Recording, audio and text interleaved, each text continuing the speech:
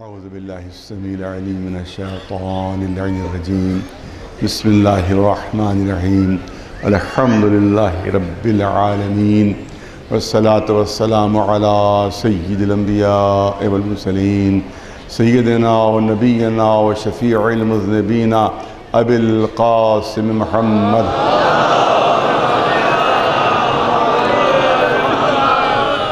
وأهل بيته الطيبين الطاهرين المعصومين. أما بعد، فقد قال الله سبحانه تبارك وتعالى في كتابه المبين وهو أصدق القائلين: ونريد أن نمن على الذين استضعفوا في الأرض ونجعلهم أئمة ونجعلهم الوارثين. صلوات بھیجے محمد. ظاہر ہے کہ موضوع بے انتہا وسیع ہے، جسے ابھی تک انصاف نہیں ہو سکا. جو میں پڑھنا چاہتا تھا وہ ابھی تک پڑھ ہی نہیں پایا، اور میرا ارادہ یہ تھا کہ سیرت معصومین علیہ السلام، خصوصیت سے ہمارے جو پانچویں امام ہیں، جو چھٹے امام اسلام،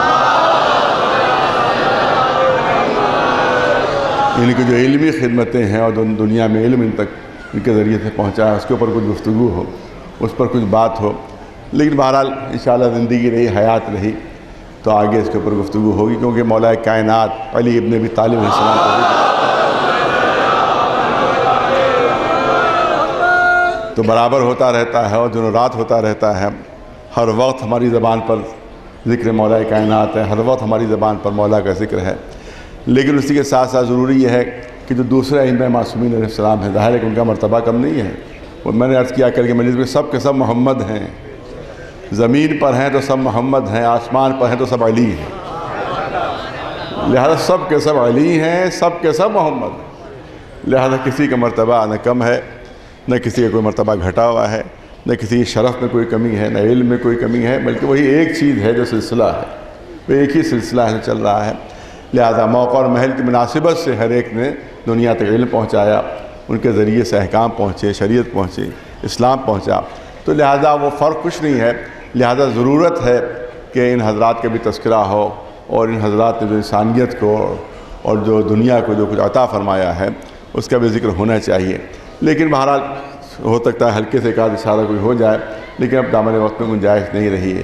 میں چاہتا ہوں کہ آج مولا کائنات علی ابن ابی طالب علیہ السلام کے سلسلے میں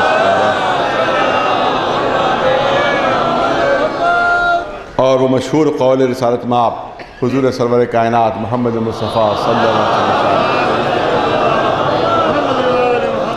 میں نے کسی مجلس میں شروع ہی کی کسی مجلس میں عرض کیا تھا، بھئی ہم کیسے فیصلہ کریں کہ کون اللہ کی طرف سے اور کون اللہ کی طرف سے نہیں؟ کیونکہ براہ راست ہم اللہ سے پوچھ نہیں سکتے، ڈائریکٹ سوال نہیں ہو سکتا کہ بھئی یہ جو دعویٰ کر رہے ہیں کہ میں اللہ کی طرف سے ہوں، تو ان کا دعویٰ صحیح ہے کہ غلط ہے؟ کیسے؟ میرا جوان، میرے بچے، کسی بھی مسلک والے سے پوچھ لیجیے. آپ کسی بھی مسلک والے سے پوچھئے، آپ کسی بھی مذہب والے سے آپ ایک سوال کر لیجیے، اور سوال یہ ہونا چاہیے کہ بتائیے ہم کیسے پہچانے کہ اللہ کی طرف سے ہے، کیسے فیصلہ کریں کہ اس کا دعویٰ صحیح؟ کیونکہ براہ راست ہم اللہ سے پوچھ نہیں سکتے، ڈائریکٹ سوال نہیں ہو سکتا. لہذا کوئی نہ کوئی معیار تو ہونا چاہیے، کوئی نہ کوئی کسوٹی تو ہونا چاہیے، کوئی نہ کوئی پیمانہ تو ہونا چاہیے کہ جس کے ذریعے سے ہم یہ پرکھ سکیں کہ بھئی یہ اس کا دعویٰ صحیح ہے اور یہ اللہ کی طرف سے ہے، اور فلاں کا دعویٰ غلط ہے، وہ اللہ کی طرف سے نہیں ہے. یہ ہم کیسے پہچانیں؟ تو میں نے عرض کیا تھا کہ قدرت نے قیامت تک نام نہیں، قرآن مجید میں نام نہیں ہیں. لوگ کہتے ہیں صاحب اہل بیت کے نام کیوں نہیں ہے، اور مولا علی کا نام کیوں نہیں ہے، اور شہزادی فاطمہ زہرا کا نام کیوں نہیں ہے، اور ائمہ معصومین کے نام کیوں نہیں ہے؟ اگر نام ہوتے، میں میرے خیال میں 10-12 سال پہلے اس پر پوری مجلس پڑھ چکا.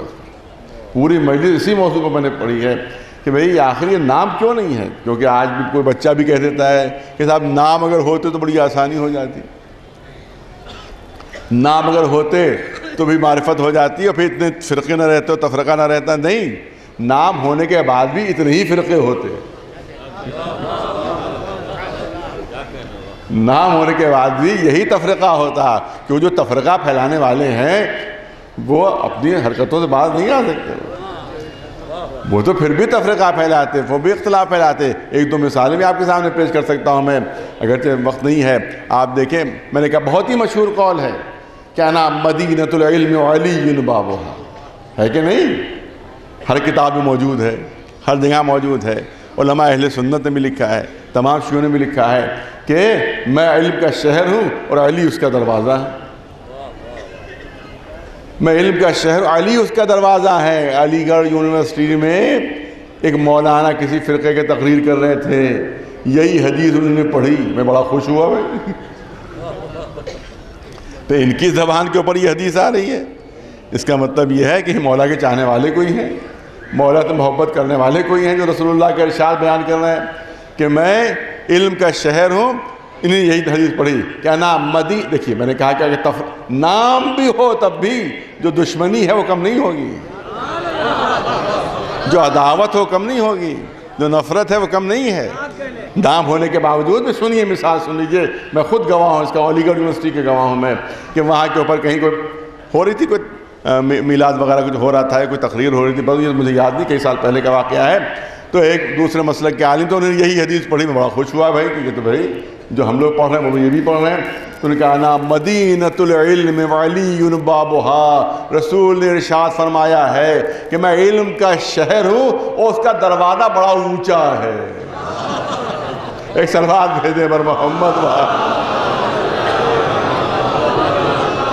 لیجئے، نام موجود ہے، نام تو موجود ہے، بل نام موجود ہونے سے ان کے سازشیں تھوڑی مٹ جائیں گی، سازشیں تھوڑی ختم ہو جائیں گی.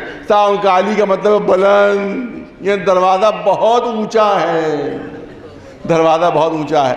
اب ظاہر بہت اونچے بغیر دروازہ لگا ہوا ہو تو آدمی اس پر کیسے جائے گا؟ اس دور میں اونچک اچک کے جائے گا کیا ہے، یا سیڑھیاں لگا کے جائے گا وہ؟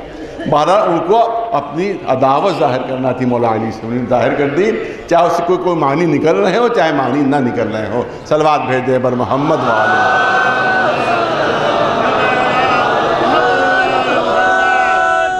تو معلوم ہوا کہ ایک محک ہونا چاہیے، کہ معیار ہونا چاہیے، کسوٹی ہونا چاہیے.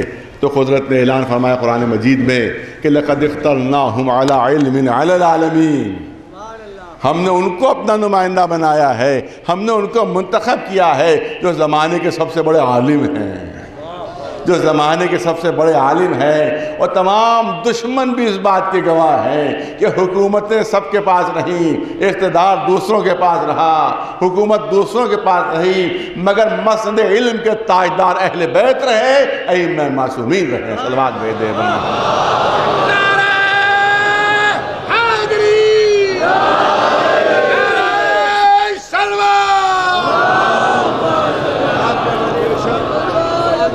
مسند علم کے تاجدار ہمیشہ یہی رہے. کردار میں ان سے بڑھ کر کوئی نہیں، علم میں ان سے بڑھ کر کوئی نہیں. پوری توجہ رہے صاحبان ذوق تشریف فرما ہے. دیکھیے کیوں حکومت نہیں دی، کیوں اقتدار ان کو نہیں ملا. لوگ کہتے ہیں صاحب اقتدار نہیں ملا، حکومت نہیں. آپ دیکھیں کہ اقتدار والے دنیا کے محتاج ہوتے ہیں، حکومت والے دنیا کے محتاج ہوتے ہیں. پہلے زمانے میں بھی اگر لشکر نہیں ہوتا تھا تو حکومت نہیں ہو سکتی تھی، اگر فوج نہیں تو حکومت نہیں. آج بھی یہی ہے کہ اگر ووٹ نہیں تو حکومت نہیں. آج بھی محتاج ہے صاحب اقتدار، آج بھی محتاج ہے. پہلے بھی محتاج تھا، آج بھی محتاج ہے. پہلے بھی حکومتیں چھین جاتی تھی، آج بھی چھین جاتی ہیں. پہلے بھی کرسی چھین لی جاتی تھی، آج بھی چھین لی جاتی ہے. لہذا قدرت نے وہ چیز نہیں عطا کی جو کبھی ملے اور کبھی نہ ملے، کبھی ہو کبھی نہ ہو. کیونکہ تاج جو ہے وہ پیروں میں آ جایا کرتے ہیں، تخت جو ہے وہ الٹ دیا جاتا ہے، کرسی الٹ دی جاتی ہے. لیکن اگر کوئی مسند علم کا تاجدار ہے تو نہ کوئی علم چھین سکتا ہے نہ کردار چھین سکتا ہے. ایک صلوات بھیج دے بلند آواز.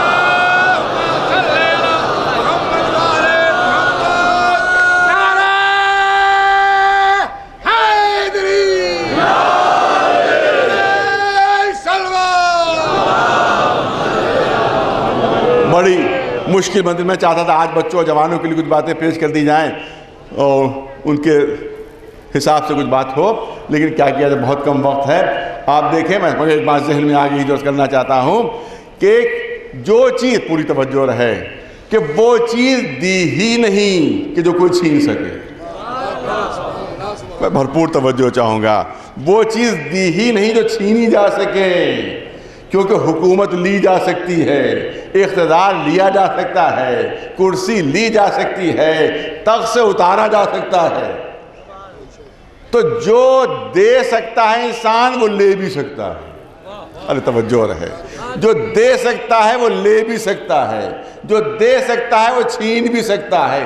جو چیز نہیں دے سکتا وہ چھین بھی نہیں سکتا. بہت باذوق مجمع میرے سامنے ہے، پڑھا لکھا مجمع میرے سامنے جو بات پیش کرنا چاہتا ہوں. جو دو گے وہ چھین بھی سکتے ہو، لے بھی سکتے ہو، اور جو دے نہیں سکتے وہ چھین بھی نہیں سکتے، وہ لے بھی نہیں سکتے. مجھے اتنا بتائیے کہ کرسی لے سکتے ہیں، اقتدار لے سکتے ہیں، حکومت لے سکتے ہیں، مگر کسی عالم سے اس کا علم چھین سکتے ہیں؟ کسی عالم سے اس کا علم چھین سکتے ہیں؟ شعراء تشریف فرما ہے. کیا کسی شاعر سے اس کی شاعری چھینی جا سکتی ہے؟ کیا کسی بہادر سے اس کی بہادری چھینی جا سکتی ہے؟ کیا کسی دوسرے صفت کے کمال کا جو حامل ہے، کہ اس سے وہ کمال لیا جا سکتا ہے؟ صاحبان ذوق ہیں. کیونکہ دے نہیں سکتے اس لیے لے بھی نہیں سکتے.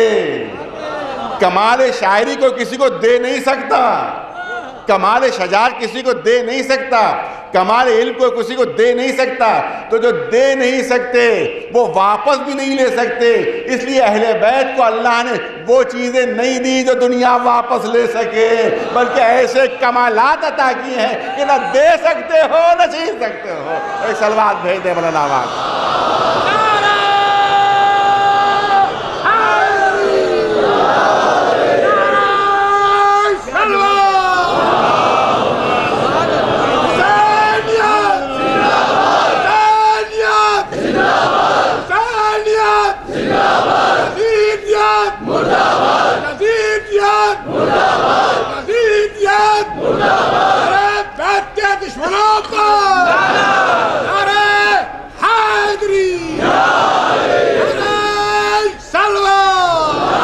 اعلان ہوا انا مدینۃ العلم علی بابها. میں علم کا شہر ہوں، میں علم کا شہر ہوں، اور علی اس کا دروازہ ہے. اور جس کو علم لینا ہو تو دروازے پر آئے، دیوار پھاند کر نہ آئے. اگر آنا ہے تو دروازے پر آئے. ارے میں نے خود دیکھی یہ حدیث کہ جو بنی امیہ کے کارخانے سے بنی ہوئی حدیث، اس میں موجود کہ اگر علی دروازہ ہیں تو فلاں صاحب پرنالہ ہیں، اور فلاں صاحب جو چھت ہیں، اور فلاں صاحب دیوار ہیں. تو دیوار کہے کے لیے ہوتی ہے؟ دیوار اس لیے نہیں ہوتی ہے کوئی آئے، بلکہ دیوار اس لیے ہوتی ہے کہ ادھر سے نہ آنا. ایک سلوات بھیج دے مولانا آواز. دیوار بنائی اس لیے جاتی ہے کہ ادھر سے نہ آنا. تو اگر آپ دیوار بھی ہیں تو خود دیوار اس بات کی دلیل ہے کہ ادھر سے نہ آنا، دروازے سے آنا، باب سے آنا. صلوات بھیج دیں بر محمد وآل محمد. بس توجہ ہے تو کرنا چاہتا ہوں، میں علم کا شہر ہوں، علی اس کے دروازے. عجیب مثال، یہاں پر بھی عجیب مثال ہے جو رسول اللہ نے ارشاد فرمائی.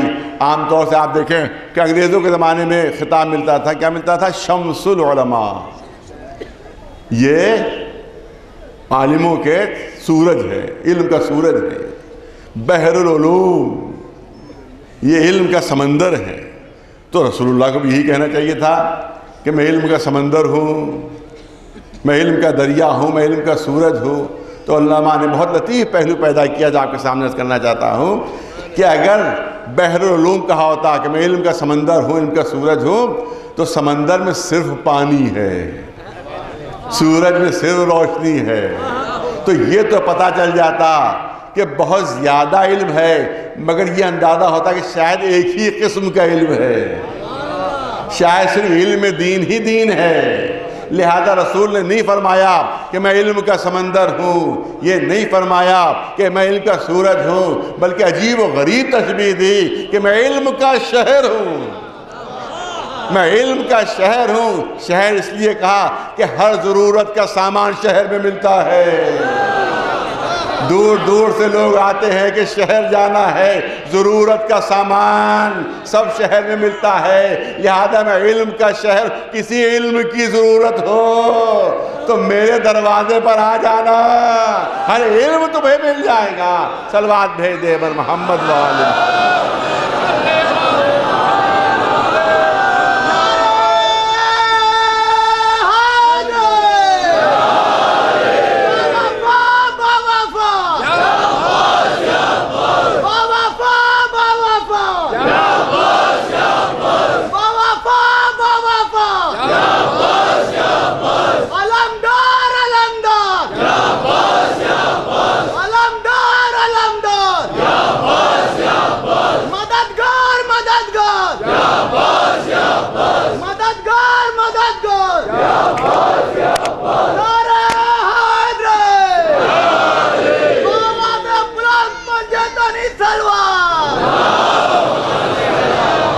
کوئی علم چاہیے ہو، کوئی علم چاہیے ہو، کہیں اور جانے کی ضرورت ہی نہیں ہے، ہر علم یہی مل جائے گا، دین کا علم یہی ملے گا، دنیا کا علم یہی ملے گا، علم تجارت یہی ملے گا، علم حساب یہی ملے گا، علم حفاظت یہی ملے گا، عرش کا علم یہی ملے گا، فرش کا علم یہی ملے گا، ہوا کا علم یہی ملے گا، فضا کا علم یہی ملے گا، جنگ کا علم یہی ملے گا، صلح کا علم یہی ملے گا۔ جو علم چاہیے ہو، کسی اور دروازے بھی جانے کی ضرورت نہیں، بس اس شہر کے دروازے پر آ جاؤ۔ ایک صلوات بلند آواز سے بر محمد وآلہ۔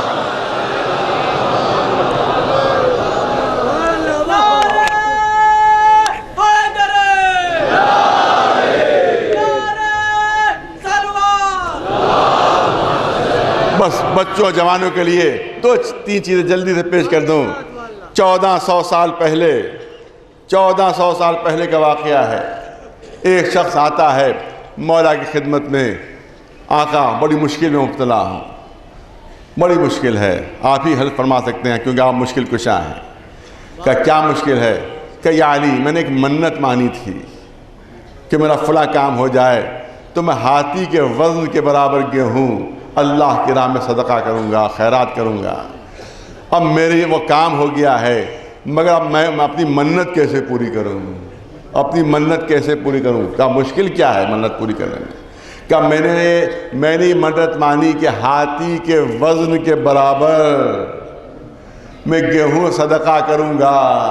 اب میں پورے عرب میں گھوم آیا مگر کوئی اتنی بڑی ترازو نہیں ملی کہ جس میں ہاتھی کو تولا جاتا، ہاتھی کا وزن معلوم کیا جاتا، لہذا میں اپنی منت پوری کروں تو کیسے کروں؟ مولا نے فرمایا بڑا آسان حل ہے، توجہ رہے، بڑا آسان حل۔ دیکھیں آج تو بڑی آسانی ہے کہ ادھر ہم ہائی وے پر نکلے، ادھر ہم نے بورڈ دیکھا کہ دھرم کاٹا، معلوم ہے دھرم کاٹا، دھرم کاٹنے میں کیا ہے معلوم ہے کہ ٹرک میں سامان کے اس پر تول لیا جاتا ہے۔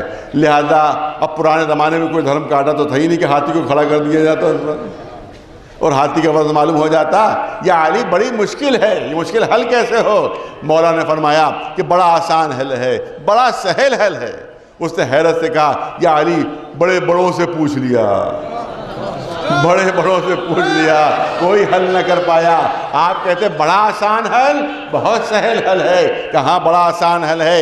ایک دریا میں کہیں کسی تالاب وغیرہ میں ایک بڑی سی کشتی ڈال دو، اس کے اوپر ہاتھی کو اس پر سوار کر دو۔ جب ہاتھی اس کشتی پر سوار ہوگا تو ہاتھی کے بوجھ سے 1400 سال پہلے جواب دیا جا رہا ہے، 1400 سال پہلے جواب دیا جا رہا ہے کہ جب اس کشتی کے اوپر تم ہاتھی کو سوار کرو گے تو کشتی اس ہاتھی کے بوجھ سے پانی میں کچھ ڈوبے گی، کچھ پانی میں دبے گی، تو ہاتھی کے بوجھ سے کشتی پانی میں جتنی ڈوبے بس وہاں پر نشان لگا لو، وہاں پر نشان لگا لو۔ ہاتھی کو اتار کر گیہوں لادنا شروع کرو، جب گیہوں کے بوجھ سے کشتی ڈوب کر اسی نشان تک پہنچ جائے تو یہ اتنا ہی وزن ہوگا گیہوں کا جو ہاتھی کا وزن ہے۔ ایک صلوات بلند آواز سے بر محمد وآلہ۔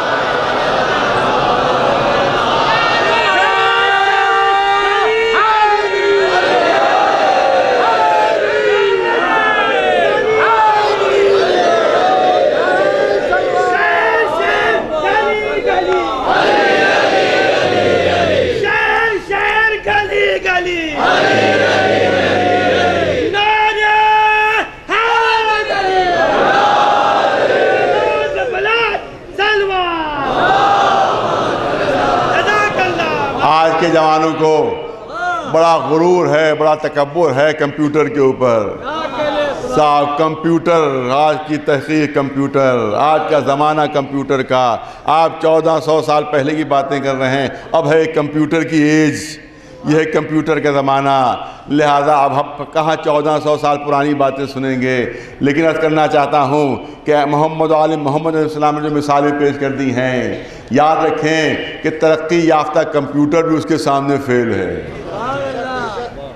بڑے سے بڑا کمپیوٹر بھی اس کے سامنے فیل ہے. اور مولا، اب یہ واقعہ سن لیجئے کہ مولا علی گھوڑے پر سوار ہو رہے ہیں، ایک پیر رکاب میں ڈال چکے ہیں، دوسرا پیر رکاب میں ڈالنے والے ہیں. اسی لیے اس مسئلے کو مسئلہ رکابیہ کہا گیا ہے. مسئلہ رکابیہ کہا گیا ہے کیونکہ اس وقت پوچھا گیا جب مولا علی گھوڑے پر سوار ہو رہے تھے، ایک پیر ڈال چکے تھے ایک رکاب میں، دوسرا پیر دوسری رکاب میں ڈالنے والے تھے. اس وقت ایک عورت، ایک خاتون سامنے آ گئی، یا علی ایک مشکل حل کر دیجئے، ایک مسئلہ حل کر دیجئے، میرے ساتھ بڑا ظلم ہوا ہے، میرے ساتھ بڑی ناانصافی ہوئی ہے، میرا بھائی دنیا سے رخصت ہوا، اس نے 600 دینار چھوڑے مگر مجھے کل 1 دینار دیا گیا. وراثت میں مجھے کل 1 دینار ملا. میرا بھائی دنیا سے رخصت ہوا، اس نے 600 دینار چھوڑے مگر مجھ کو صرف 1 دینار دیا گیا وراثت میں. میرے ساتھ ناانصافی ہوئی ہے، میرے ساتھ ظلم ہوا ہے. مولا نے فوراً جواب دیا کہ لگتا ہے تیرا بھائی جو دنیا سے رخصت ہوا ہے اس کی ماں موجود ہے، اس کی بیوی موجود ہے، اس کی بیٹیاں موجود ہیں، اس کے 12 بھائی موجود ہیں اور تو اکیلی بہن ہے. ارے توجہ رہے، ایک جو تیرا بھائی دنیا سے رخصت ہوا ہے اس کی ماں موجود ہے، اس کی بیوی موجود ہے، اس کی بیٹیاں موجود ہیں، اس کے 12 بھائی ہیں اور تو اکیلی بہن ہے. اس نے حیرت سے کہا کہ یا علی، کیا آپ میرے پورے خاندان کو پہلے سے جانتے ہیں؟ پورے خاندان سے پہلے سے واقف ہیں؟ مولا نے جواب دیا، نہیں، پہلی مرتبہ تجھ سے ملاقات ہو رہی ہے، پہلی مرتبہ میں تجھے دیکھ رہا ہوں. کیا بالکل صحیح پھر کیسے بتا دیا آپ نے؟ بالکل واقعیت یہی ہے، بالکل صحیح آپ نے کیسے بتا دیا؟ کیا اسی طرح سے تجھے 1 دینار ملے گا، اسی طرح سے تجھے 1 دینار ملے گا. اس نے حیرت سے کہا یا علی کیسے؟ آپ مسئلے کو حل تو کیجئے. کہا تیرا بھائی دنیا سے رخصت ہوا، 600 دینار چھوڑے، بیٹیاں موجود ہیں، قرآن کے لحاظ سے 2/3 بیٹیوں کو مل جائے گا. جب 2/3 بیٹیوں کو ملا تو 600 کا 2/3 ہوا 400 بیٹیوں کو مل گئے. ماں موجود ہے، ماں کا 6واں حصہ ہے تو 600 کا 6واں حصہ ہوا 100 ماں کو مل گئے، 500 نکل گئے، 400 بیٹیوں کو مل گئے، 100 ماں کو مل گئے. بیوی کا 8واں حصہ اولاد کی موجودگی میں 600 کا 8واں حصہ ہوا 75 بیوی کو مل گئے. اور معلوم ہوا کہ 575 بڑھ گئے، اب بچے کل 25. تیرے 12 بھائی موجود ہیں، ہر بھائی کا دوہرا حصہ 24 ان کو مل گئے، ایک بچہ وہی تجھے ملا ہے.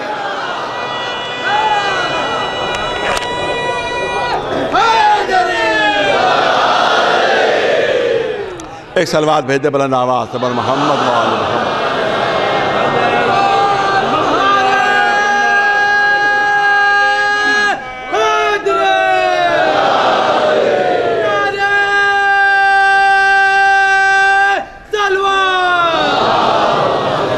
بس میں نے کہا وقت نہیں ہے، میں چاہتا تھا آج بچوں جوانوں کے لیے کچھ پیش کر دیا جائے اور توجہ کا طالب ہوں.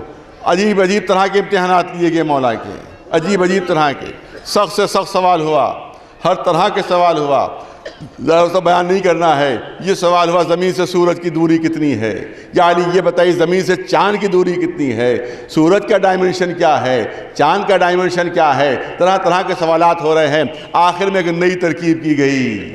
ایک نئی ترکیب کیا کی گئی کہ علی جواب دے دے تب بھی ہماری جیت ہو، جواب نہ دے تب بھی جیت ہو. عجیب و غریب سازش کی گئی کہ جواب دے تب بھی ہماری جیت ہو، یعنی دشمنوں کی جیت ہو، اور جواب نہ دے تب بھی دشمنوں کی جیت ہو. یہ کیسے؟ دے جواب تب بھی دشمن کامیاب، نہ دے تب بھی دشمن کامیاب. یہ کیسے ہو سکتا ہے؟ لہذا ترکیب کیا کی گئی؟ اس وقت سوال کرو کہ جس وقت علی جو ہیں وہ تکبیرۃ الاحرام کہنے والے ہوں، نماز کے لیے کھڑے ہو گئے ہوں.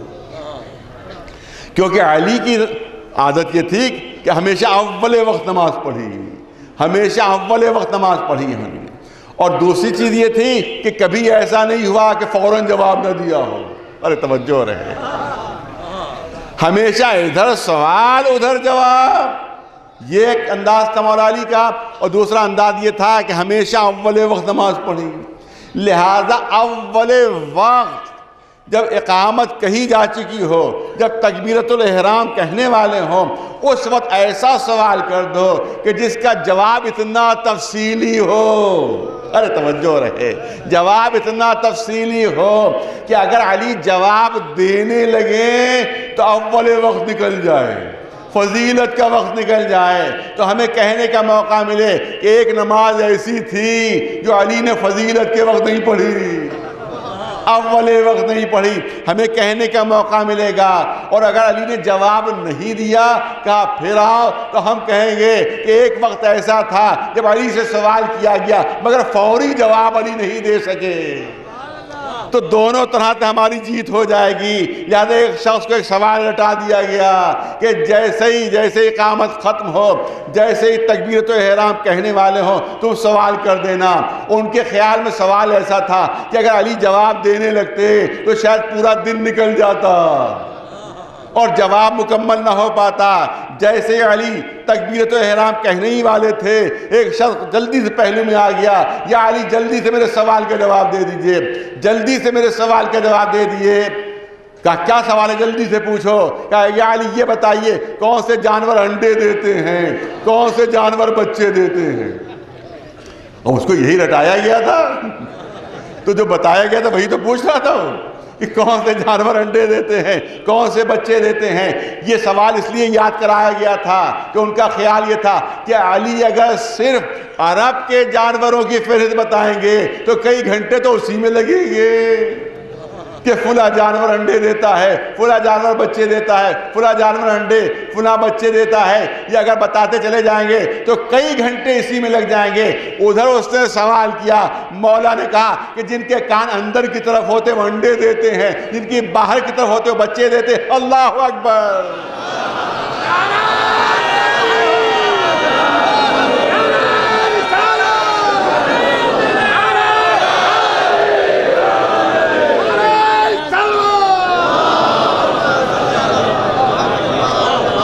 معلومہ جواب بھی ہو گیا، اسی وقت نماز بھی شروع ہو گئی. سازش ناکام ہو گئی. مگر وہ شخص تھا سمجھدار، کوئی تھوڑا پڑھا لکھا تھا. وہ شخص سال بھر بعد پھر آیا مولا کی خدمت میں کہ یا علی سال بھر پہلے جو آپ نے جواب دیا تھا، میں صحراؤں گیا، میں جنگلوں گیا، میں ملکوں گیا، میں نے ریگستانوں کا سفر کیا، میں نے پہاڑوں پر سفر کیا، میں نے آپ کی بات غلط نہیں پائی. جو آپ نے سال بھر پہلے جواب دیا تھا وہ بات ہر سچ ثابت ہوئی. مولا نے کہا ایک پہچان اور سن لے کہ جو جاندار دودھ پلاتے ہیں وہ بچے دیتے ہیں، اور جو جاندار دانا بھراتے ہیں وہ انڈے دیتے ہیں. ایک سال کے لیے پھر چلا جا.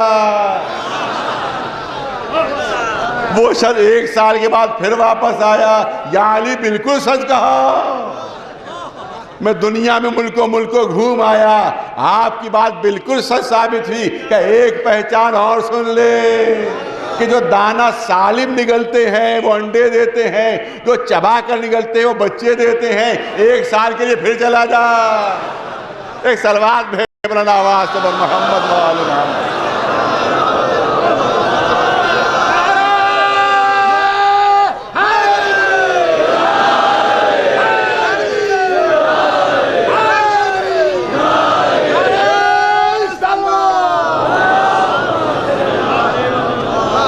ایک سال بعد پھر آیا، قدموں پر سر رکھ دیا.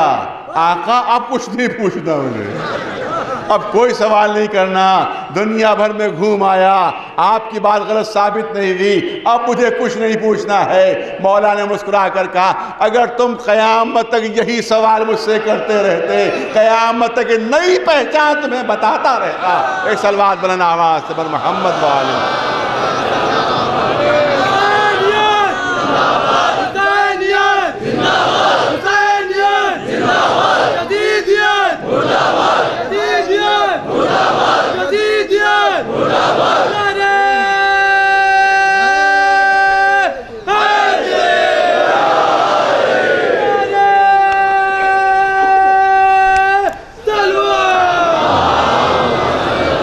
یہاں تک بہت توجہ رہے، بہت توجہ رہے، خاص طور سے بچوں جوانوں کی توجہ چاہتا ہوں، بہت توجہ رہے۔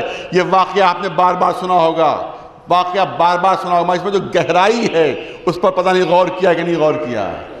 دیکھیے اب تک جو جانوروں کی اسپیشیز دریافت ہو چکی ہیں وہ 1 ملین سے زیادہ، 1 ملین سے زیادہ اسپیشیز دریافت ہو چکی ہیں، اور جانور صرف عرب میں نہیں پائے جاتے بلکہ سمندروں کی تہوں میں بھی پائے جاتے ہیں۔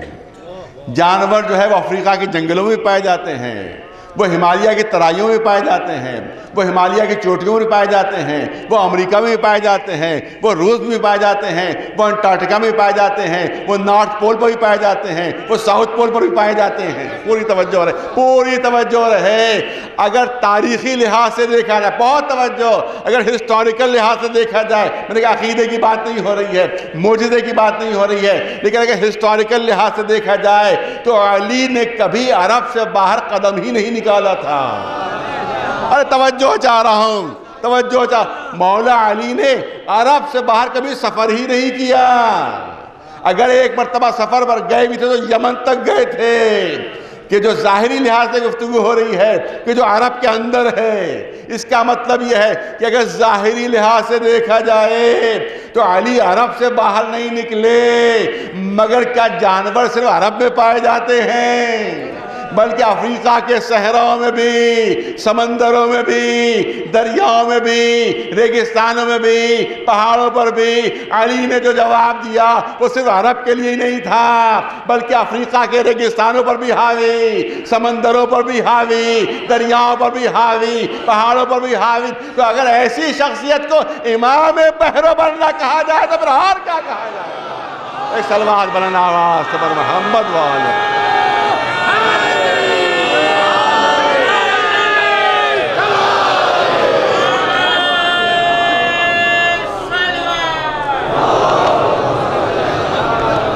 ایک صلوات بلند آواز سے بر محمد و آل محمد۔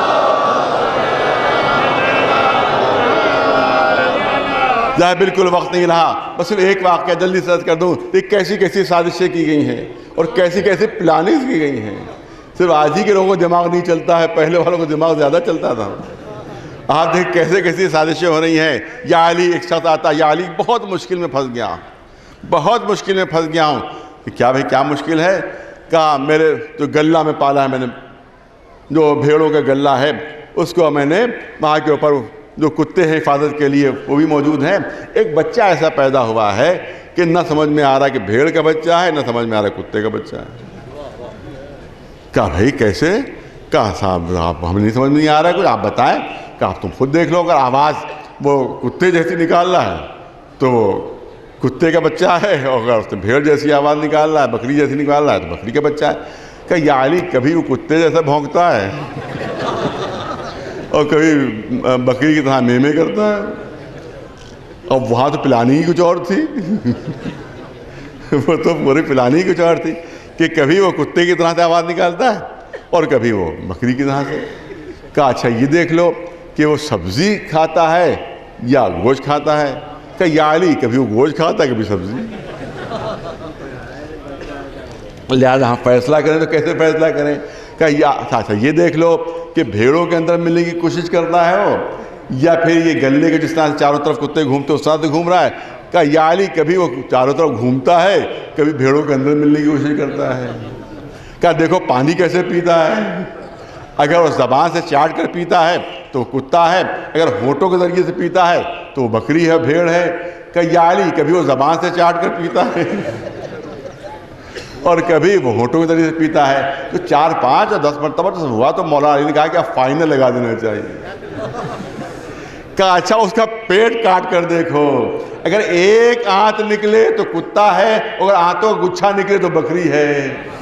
اب یہ تو کہہ نہیں سکتے تھے کہ 2 مرتبہ اس کا ذبح کیا تھا ہم نے. ایک سلوات بھیجے بلند آواز سے بر محمد وآل محمد.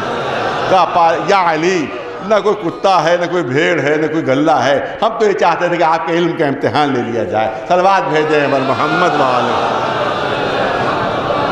ایک سلوات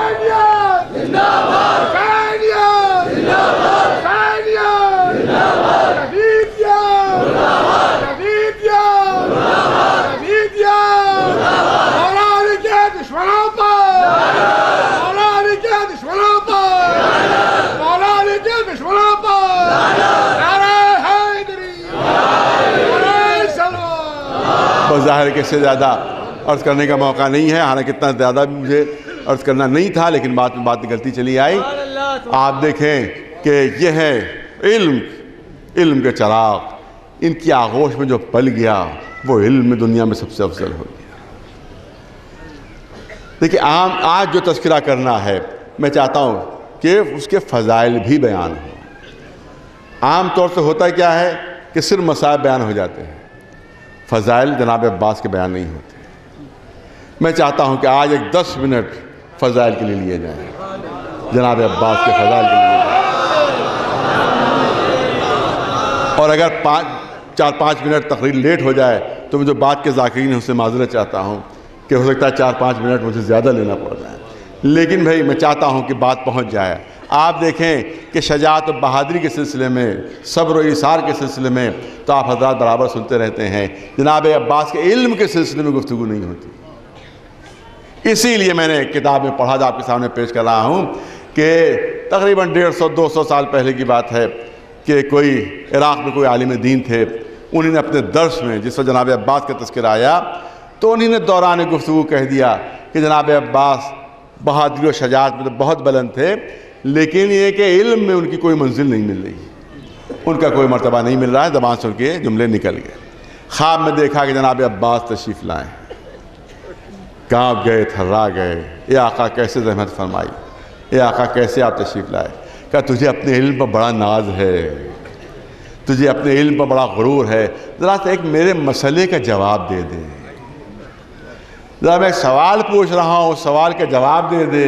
انہوں نے قدموں پر سر رکھا. آقا بھلا آپ کے سوال کے جواب اور میں دوں, آپ کا مسئلہ میں حل کروں. جناب عباس فرماتے ہیں تجھے اپنے علم پر غرور رکھو. وہ یہ علم کون سا علم جو میرے باپ کا علم پتہ نہیں کتنے واسطوں کے ذریعے سے تجھ تک پہنچا تو عالم ہو گیا. کتنے واسطوں سے تجھ تک علم پہنچا تو عالم ہو گیا. میں نے تو علم وہیں سے حاصل کیا کہ جہاں سے علم کا چشمہ پھوٹ رہا تھا. آپ دیکھیں کہ جب چشمہ کہیں سے پھوٹتا ہے تو جہاں چشمہ پھوٹتا ہے وہاں بالکل صاف و شفاف پانی ہوتا ہے, وہاں بالکل آب زلال ہوتا ہے. لیکن جب وہ چشمہ آگے بڑھتا ہے زمین کے اوپر تو مٹی بھی شامل ہو جاتی ہے, خس و خاشاک بھی شامل ہو جاتے ہیں, کوڑا کرکٹ بھی شامل ہو جاتا ہے. تو جہاں سے علم کا چشمہ پھوٹ رہا تھا کتنے واسطوں سے تجھ تک پہنچا تو درمیان میں پتہ نہیں کتنا کوڑا کرکٹ شامل ہو گیا ہوگا, کتنے خس و خاشاک شامل ہو گئے ہوں گے, تب کہیں جا کر تو عالم ہو گیا. اور میں نے تو وہاں سے علم حاصل کیا کہ جہاں سے علم کا چشمہ پھوٹ رہا تھا. ایک سلوات بھیجنے بلند آواز سے محمد وآلہ.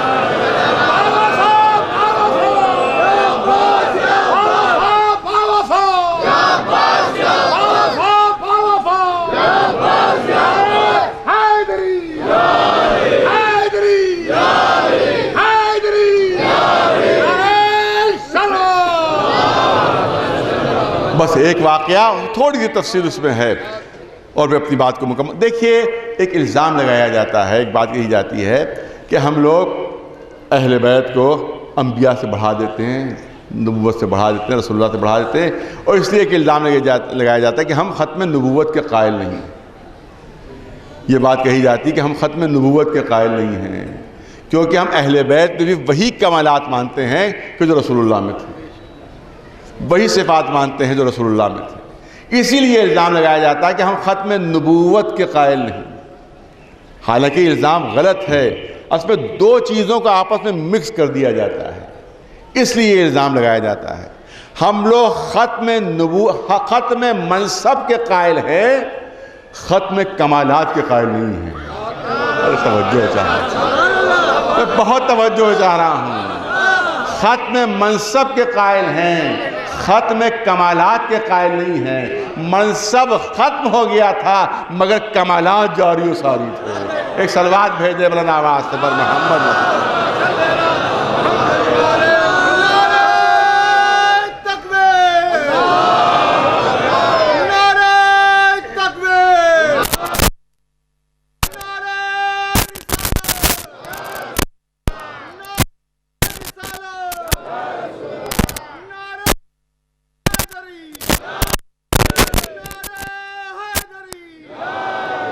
سنیے، جلدی سے سن لیجئے، جلدی سے سن لیجئے، بات بہت اہم ہے، بات بہت اہم ہے۔ میں چاہتا ہوں یہ بات کلیئر ہو جائے، یہ بات واضح ہو جائے۔ ایک الزام جو ہے وہ دوسرے مسلک والے لگاتے ہیں، اور ایک الزام وہ ہے کہ جو اپنے بھی لگانے لگتے ہیں۔ جب جناب عباس کا تذکرہ ہوتا ہے، یہ جناب زینب کا تذکرہ ہوتا ہے، جناب علی اکبر کا تذکرہ ہوتا ہے، اور جب ان کے فضائل بیان کرتے ہیں تو کبھی اپنے بھی کہہ دیتے بھئی ان کو تو آپ نے معصوم بنا دیا، معصوم تو 14، معصوم تو جو غلطی دوسرے کرتے ہیں وہی غلطی کبھی کبھی اپنے بھی کرتے ہیں۔ نبی نہیں مانتے، رسول نہیں مانتے، منصب ختم ہو گیا مگر کمالات ختم نہیں ہوئے۔ کمالات محمدیہ منتقل ہوئے اماموں کی طرف، ان کے صفات منتقل ہوئے ہیں، علم منتقل ہوا ہے، وراثت ملا ہے۔ نبی نہیں ہے، پیغمبر نہیں ہے، مگر کمالات محمدیہ کے وارث ہیں، علم محمدیہ کے وارث ہیں۔ اسی طرح سے ہم مانتے کہ 14 ہی معصوم، کوئی 15واں معصوم نہیں ہے۔ منصب کا میں شریک توجہ رہے، ہم جناب عباس کو منصب میں شریک نہیں مانتے ہیں مگر کمالات میں برابر کا شریک مانتے ہیں۔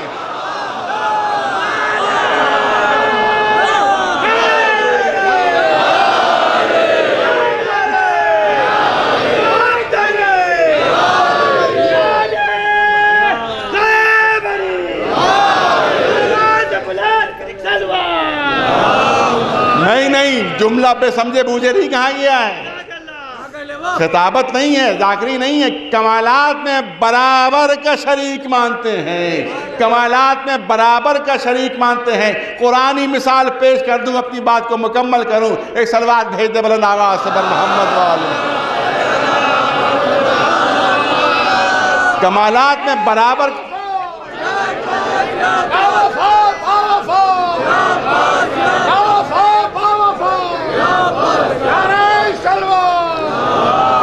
بہت کم وقت رہ گیا ہے، بہت کم وقت رہ گیا ہے، مگر میں چاہتا ہوں بات کو اپنی مکمل کر دوں۔ کمالات میں مولا علی کے کمالات میں جناب عباس کو برابر کا شریک مانتے ہیں۔ ثبوت موجود ہے، دلیل موجود ہے، بات بغیر دلیل کے نہیں ہے۔ قرآن مجید میں اعلان ہو رہا ہے، آپ دیکھیں قرآن مجید میں تفسیر بھی موجود ہیں کہ جب جناب طالوت اور جالوت میں مقابلہ ہوا، لشکر آیا جالوت کا، جناب طالوت ہیں جن کو اللہ نے منتخب کیا ہے۔ اب سوال یہ ہوا کہ سپہ سالار کون ہو، یہ علمدار لشکر کون ہو، سپہ سالار کون ہو، علمدار لشکر کون ہو، فیصلہ نہیں ہو پا رہا تھا۔ ایک سے ایک بڑا پہلوان وہاں موجود تھا، ایک سے ایک بڑا طاقتور وہاں موجود تھا، ایک سے ایک بڑا شجاع موجود تھا۔ جبریل نازل ہوئے، ملک نازل ہوئے، انہوں نے کہا کہ دیکھیے جو تبرکات انبیاء ہے وہ نکالیے، تبرکات انبیاء نکالیے، اور جو موسیٰ کی زرہ ہے وہ نکالیے، جو موسیٰ کا امامہ ہے وہ نکالیے، جو ابا قبا ہے وہ نکالیے۔ ارے جس پر فٹ آ جائے، جس پر پوری اترے وہی علمدار ہوگا۔ وہی سردار لشکر ہوگا. بڑے بڑے پہلوان آئے, بڑے بڑے شجاع آئے. جب زرہ پہنائی جاتی تھی تو کبھی بڑی ہو جاتی تھی, کبھی چھوٹی ہو جاتی تھی, کبھی بڑی ہو جاتی تھی, کبھی چھوٹی ہو جاتی تھی. سینکڑوں کو پہنائی گئی, کسی پر پوری نہیں اتری. سب کو ناپ لیا گیا, توجہ رہے, ارے سب کو پہنا کر دیکھ لیا گیا. پورا لشکر جب ختم ہو گیا, اب سمجھ میں نہیں آ رہا تھا, سب کو تو امتحان ہو گیا, اب کیا کیا جائے. ایک 11 سال کا بچہ تھا, وہ باقی تھا. ایک 11 سال کا بچہ باقی رہ گیا تھا.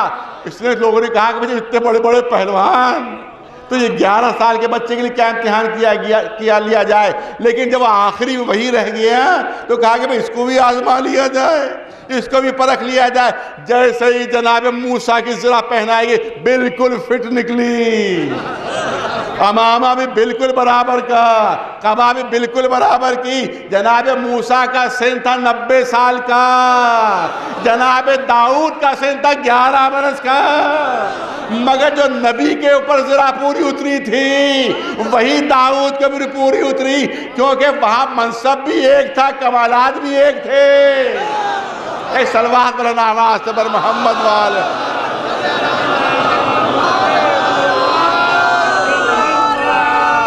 11 برس کا سن تھا جناب داؤد کا, جناب موسیٰ کی زرہ پوری اتری. اب یہاں پر دیکھ لیجئے کہ میدان صفین ہے, پوری رات جنگ ہو رہی ہے, پوری رات جنگ ہو رہی ہے, پوری رات جنگ ہوئی, صبح نمودار ہوئی. رات بھر لشکر نے جنگ کی تھی, تھکا ہوا لشکر تھا, زخمی لشکر تھا, سب کے سب تھکے ہوئے تھے. مالک اشتر مولا کی خدمت میں ہاتھ جوڑ کر, آقا لشکر بڑا تھکا ہوا ہے, سب زخمی ہیں, ایک دن کے لیے جنگ روک دیجئے. ارے توجہ رہے, ایک دن کے لیے جنگ روک دیجئے, سب تھکے ہوئے ہیں, ذرا مرہم پٹی ہو جائے, ذرا سا سستا لیں. ہماری تعداد بھی امیر شام کے لشکر سے کم ہے, کیونکہ بعض روایتوں میں ہے مولا علی کے لشکر کی تعداد 90,000 تھی اور امیر شام کے لشکر کی تعداد 1,20,000, یہاں تک کہ 6 لاکھ تک کی تعداد لکھی گئی کہ امیر شام کے لشکر کی تعداد 6 لاکھ تھی, مولا کا لشکر کل 90,000. لشکر کی تعداد بھی کم ہے, ان کی تعداد زیادہ ہے. رات بھر سب نے جنگ لڑی, سب نے رات بھر جنگ لڑی ہے, لہذا تھکے ہوئے بھی ہیں, زخمی بھی ہیں, لہذا جنگ ایک دن کے لیے روک دیجئے. مولا بلندی پر پہنچے, اعلان کیا جنگ نہیں رکے گی. ارے توجہ رہے, جنگ نہیں رکے گی, جنگ نہیں رکے گی. مجھے معلوم ہے کہ لشکر تھکا ہوا ہے, مجھے معلوم ہے کہ لشکر زخمی ہے, مگر میں اعلان کرتا ہوں جنگ نہیں رکے گی. اب جو جنگ کرے گا وہ میرا بیٹا جنگ کرے گا, میرا بیٹا اکیلا جنگ کرے گا, میرا بیٹا تنہا جنگ کرے گا. لشکر آرام کرے گا, میرا بیٹا اکیلا جنگ کرے گا, میرا بیٹا تنہا جنگ کرے گا. امام حسن اٹھے, بابا اجازت ہے جاؤں؟ حسن بیٹھ جاؤ. امام حسین اٹھے, بابا اجازت ہے میں جاؤں؟ حسین تم بھی بیٹھ جاؤ, حسین تم بھی بیٹھ جاؤ. امام حسین نے فرمایا, بابا ابھی تو آپ نے اعلان کیا تھا بیٹا جنگ کرے گا, ابھی تو آپ نے اعلان فرمایا تھا بیٹا جنگ کرے گا, نہ مجھے اجازت دے رہے ہیں نہ میرے بھیا کو اجازت دے رہے ہیں. آپ تو اعلان کر چکے ہیں بیٹا جنگ کرے گا. کہا میں نے یہی کہا, میرا بیٹا جنگ کرے گا, میرا بیٹا جنگ کرے گا. ارے تم محمد کے بیٹے ہو, عباس میرا بیٹا.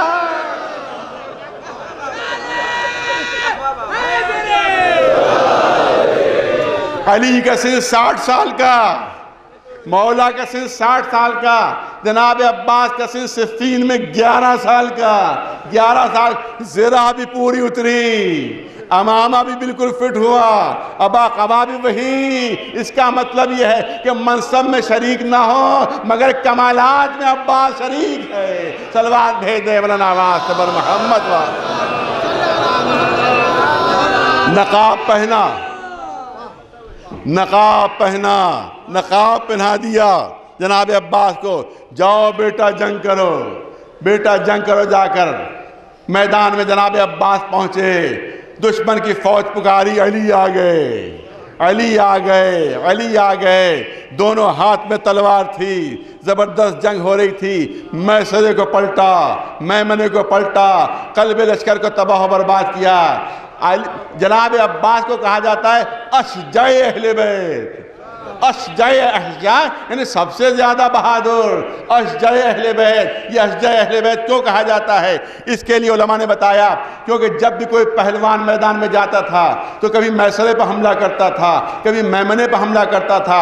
جب میسرے اور میمنے کو تباہ کر لیتا تھا پھر قلب لشکر پہ حملہ کرتا تھا، آخر میں قلب لشکر پہ حملہ ہوتا تھا، یعنی آہستہ آہستہ وہ لشکر پہ حملہ کرتا تھا۔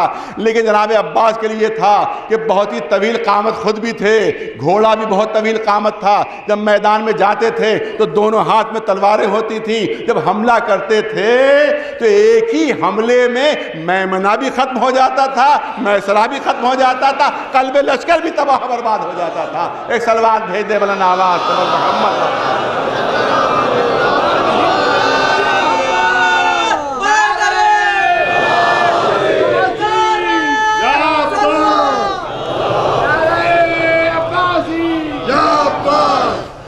بس ظاہر 5 منٹ بس لینا، اس سے زیادہ نہیں لینا ہے۔ اب پورا شامی لشکر پکار رہا ہے، ارے علی نے تو تباہی مچا دی، علی نے تو قتل عام کر دیا، لڑ رہے ہیں عباس، لڑ رہے ہیں عباس۔ اور شامی لشکر آواز دے رہا ہے علی آ گئے، علی آ گئے، علی آ گئے، علی آ گئے۔ ارے تو ہم پر اعتراض کرتے ہو کہ ہم مسلسل یا علی کیوں کہتے ہیں؟ وہاں پورا شامی لشکر یا علی کہہ رہا تھا۔ ایک سلوات بلند آواز سے بر محمد والے سب کہہ رہے ہیں علی آ گئے۔ انداز جنگ بھی وہی ہے، انداز رفتار بھی وہی ہے، تلوار چلانے کا انداز بھی وہی ہے۔ ارے تاریخ اسلام، توجہ رہے بس آخری جملے، تاریخ اسلام میں صرف 2 دھوکے ہوئے ہیں، تاریخ اسلام میں صرف 2 دھوکے ہوئے ہیں۔ ایک صفین کے میدان میں عباس پر علی کا دھوکہ ہوا، دوسرا شب ہجرت علی پر نبی کا دھوکہ۔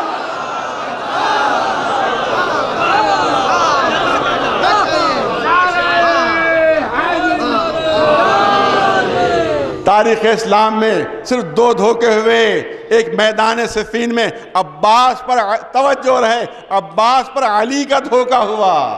عباس کو سب سمجھتے رہے علی ہیں، اور شب ہجرت علی کو سب سمجھتے رہے کہ نبی ہیں، علی کو سب سمجھتے رہے کہ نبی ہیں۔ مگر مولا علی کی خدمت میں ہاتھ جوڑ کر عرض کروں گا، مولا فرق ہے، مولا فرق ہے۔ آپ کو نبی سمجھا تھا رات کے اندھیرے میں، اور عباس کو علی سمجھا جا رہا دن کی روشنی میں۔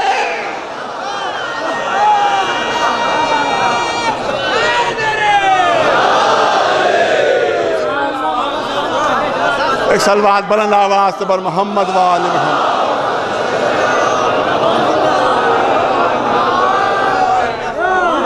یہ ہے شجاعت جناب عباس کہ 11 برس کا سن ہے، 6 لاکھ کا لشکر ہے جو سامنے سے فرار کر رہا ہے۔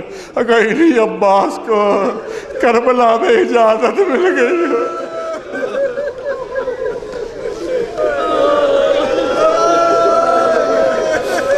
تو لشکر یزید تو بالا ہو چکا تھا،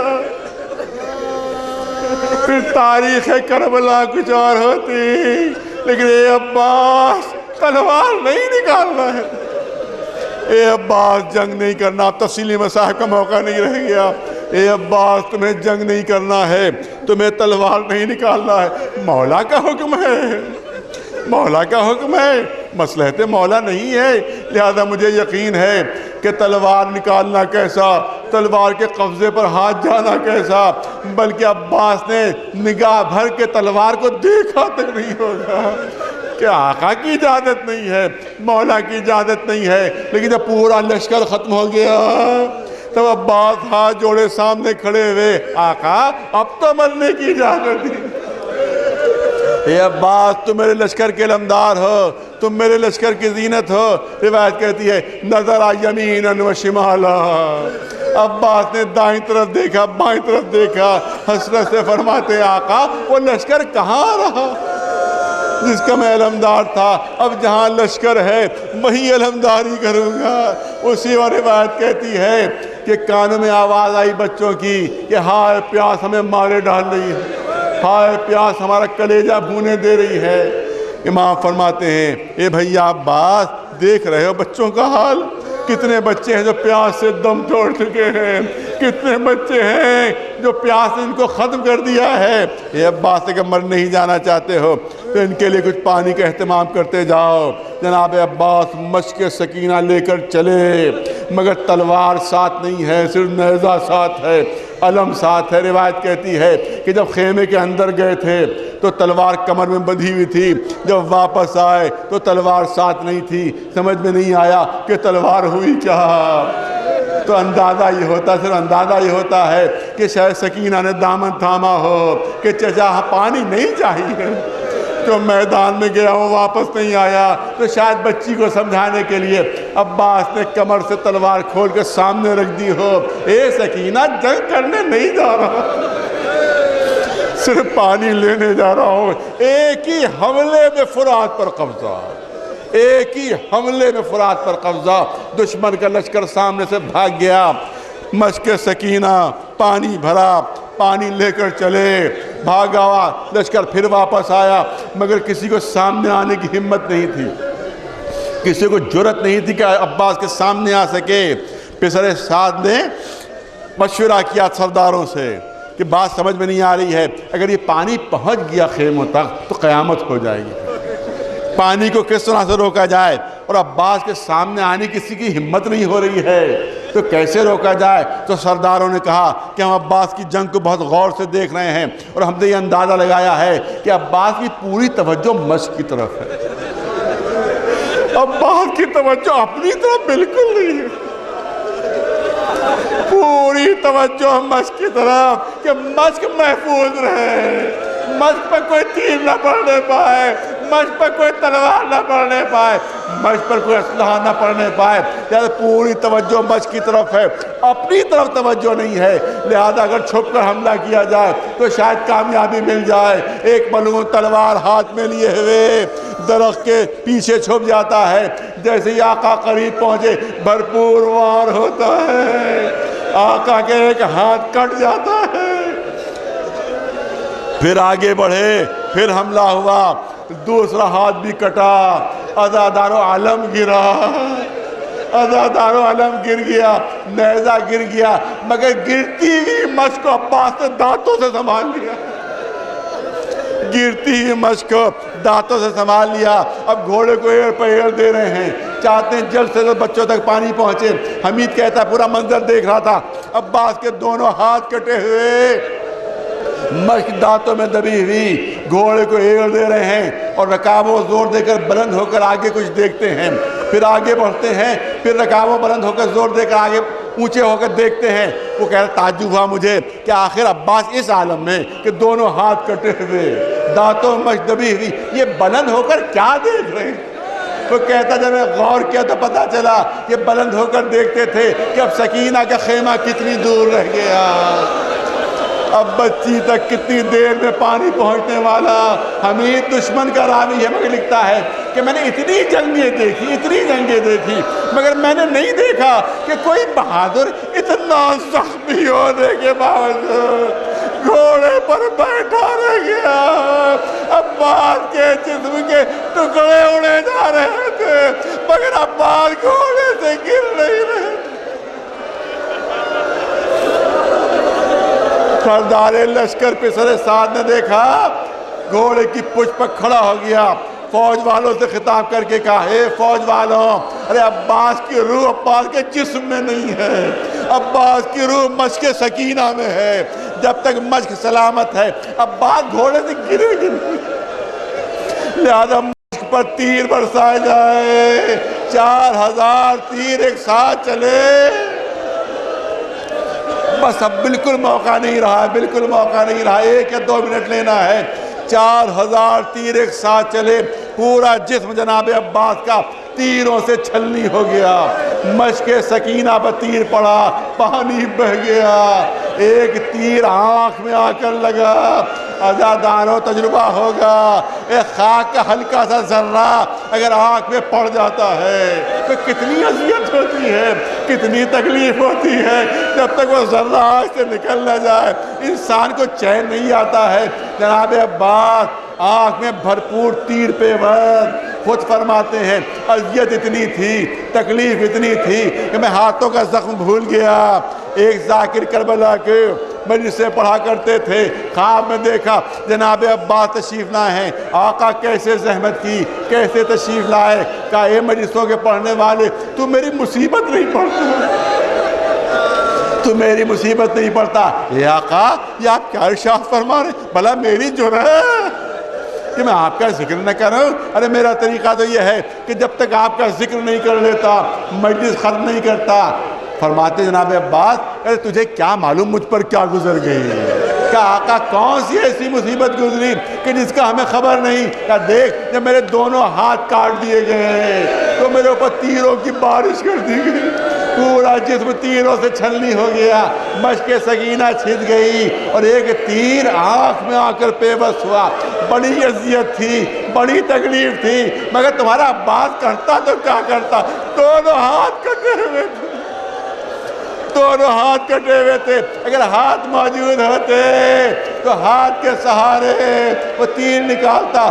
کہتے ہاتھ کٹے ہوئے تھے، میں نے سر کو زور سے جھٹکا دیا کہ سر کو جھٹکا دینے سے وہ تیر نکلے، مگر اتنا گہرا پیوست تھا کہ جھٹکا دینے سے وہ تیر نہیں نکل سکا۔ صرف ایک ہی طریقہ تھا کہ تیر نکل سکتا تھا، کیونکہ میرے ہاتھ تو موجود نہ تھے۔ وہ طریقہ یہ تھا کہ میں اپنے سر کو جھکا لیتا، زانوؤں کو اونچا کرتا، زانوؤں کے درمیان تیر کا سرا دبا کر آہستہ آہستہ اپنے سر کو اوپر اٹھاتا، اس طرح سے آنکھ کا تیر نکل سکتا تھا، کیونکہ میرے ہاتھ کٹے ہوئے تھے۔ مگر یہ مجلسوں کے پڑھنے والے جیسے ہی میں نے اس ارادے سے سر جھکایا ایک گرد گرم میرے سر پر پڑا۔ عزاداروں عباس کا سر شگافتہ ہو گیا، اور آ کر زمین پر گرے۔ بس آخری جملے آپ کی طرف کرنا چاہتا ہوں۔ علامہ بحر العلوم خود روایت کرتے ہیں کہ ان کا سلسلہ 8-9 برس کا تھا۔ اس وقت جب جناب عباس کے روضے کی زیارت کے لیے گئے تو اس زمانے میں تیسے کا تہخانہ کھلا رہتا تھا اور سب جا سکتے تھے، اب تو بند ہے، سب جا سکتے تھے۔ جب یہ ننھے سے بچے 8-9 برس کا سن اپنے والد ماجد کے ساتھ جب جناب عباس کی قبر کی زیارت کے لیے گئے تو ایک سوال کیا اپنے بابا سے، انہوں نے کہا بابا میرے ایک سوال کا جواب دے دیجئے۔ کہا بتاؤ کیا کہنا چاہتے ہو؟ کہا آپ ہی کی زبان سے سنا ہے کہ جناب عباس کا قد بہت لمبا تھا، بہت طویل القامت تھے، جب گھوڑے پر بیٹھتے تھے تو پیر زمین سے لگ جاتے تھے۔ کہا بالکل سنا ہے تم نے، بالکل صحیح سنا ہے، اتنا ہی طویل قد تھا۔ مگر بابا یہ بتائیے کہ قبر اتنی چھوٹی کیوں ہے؟ یہ قبر اتنی چھوٹی کیوں ہے؟ جب قد اتنا طویل تھا تو اتنی چھوٹی سی قبر کیوں ہے؟ باپ تڑپ گئے، ایک چیخ ماری، ارے بڑا سخت سوال کر دیا، تم نے بڑا سخت سوال کر دیا۔ مگر اب سوال کیا تو سنو کہ جس وقت عباس زخمی ہو کر کربلا کی زمین پر گرے ہیں تو عمر سعد نے پورے لشکر کو آواز دی تھی، کون ہے جو علی سے انتقام لینا چاہتا ہے؟ ارے کون ہے جو علی سے انتقام لینا چاہتا ہے؟ ہزاروں ہاتھ اٹھ گئے، ہم علی سے انتقام لینا چاہتے ہیں، ہم علی سے انتقام لینا چاہتے ہیں۔ مگر علی یہاں کہاں، اس سے کیسے انتقام لے؟ کہ علی تو نہیں، ارے علی کا لال عباس کربلا کی زمین پر بے بس پڑا ہوا ہے، جس کو انتقام لینا آ کر انتقام لے لے۔ تلواریں چلنے لگی، عباس کے جسم کے ٹکڑے کربلا کی زمین پر بکھرنے لگے۔ زین العابدین نے ایک چادر میں ٹکڑے جمع کیے تھے، ایک چھوٹی سی قبر کھود کر اس میں اس چادر کو دفن کیا۔